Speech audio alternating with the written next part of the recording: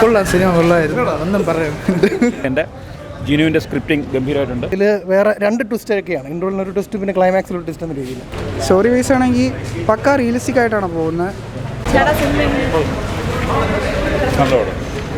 ആയിട്ടാണ് ഞാൻ കണ്ടത് മലയാളത്തിൽ.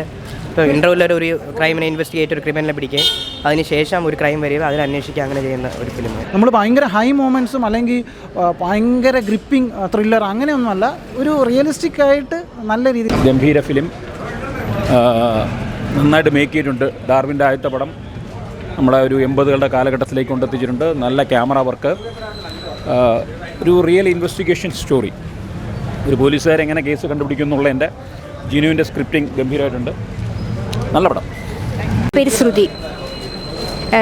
സിനിമ സൂപ്പറായിരുന്നു, നല്ല ത്രില്ലിംഗ് സിനിമയായിരുന്നു, നല്ല ക്രൈം സ്റ്റോറി ആയിരുന്നു.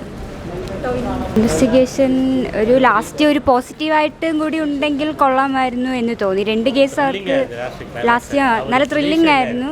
എല്ലാം കൊണ്ടും നല്ല സിനിമ, നല്ല ത്രില്ലിംഗ് ആയിരുന്നു, ഇൻട്രസ്റ്റിംഗ് ആയിരുന്നു.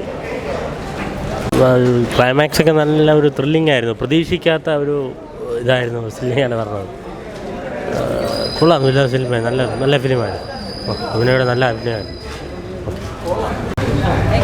അടിപൊളി ഫിലിം, ലൈക്ക് 100-ന് ഒരു 98 കൊടുക്കാൻ പറ്റിയ cinema. One of the best Malayalam crime thrillers. Professional performance അടിപൊളിയായിരുന്നു. എല്ലാവരും നല്ല സൂപ്പർ പെർഫോമൻസ് ആയിരുന്നു.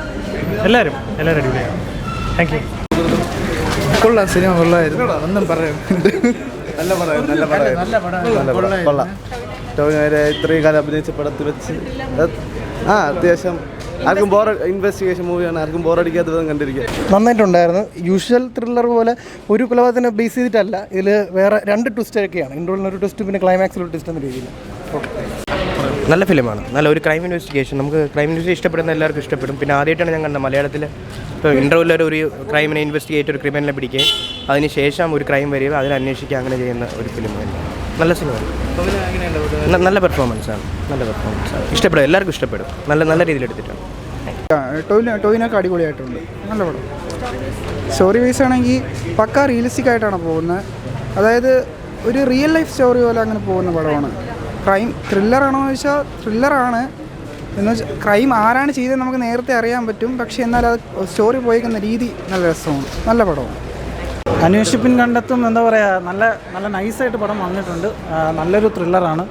ത്രില്ലർ എന്ന് പറയുമ്പോൾ നമ്മൾ കുറേ സിനിമകളിൽ ഭയങ്കര ഹൈ മൂമെൻറ്റ്സ് ഉള്ളൊരു ത്രില്ലർ കണ്ടിട്ടുണ്ട്. ഇത് അങ്ങനെ ഹൈ മൂമെൻറ്റ്സ് അല്ല. അതായത് 90s കാലഘട്ടത്തിൽ കോട്ടയത്ത് നടക്കുന്ന ക്രൈമാണ് സിനിമയെ പറയുന്നത്. ഫസ്റ്റ് ഹാഫ് ഒരു ക്രൈം, സെക്കൻഡ് ഹാഫ് ഒരു ക്രൈം.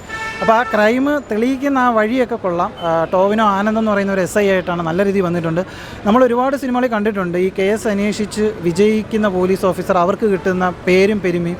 ഈ സിനിമ അതിൽ നിന്ന് കുറേ മാറ്റങ്ങളുണ്ട്. കാരണം ഇവർക്ക് കഴിവുണ്ട്, ഇവർ കേസും തെളിയിക്കും, പക്ഷേ ഇവർക്ക് അതിനനുസരിച്ചിട്ടുള്ളൊരു അർഹത കിട്ടുന്നില്ല. അത് ഇവരെ പ്രശ്നമൊന്നുമല്ല, നമ്മുടെ സിസ്റ്റത്തിൻ്റെ കുറേ പ്രശ്നമൊക്കെ പറയുന്നുണ്ട്.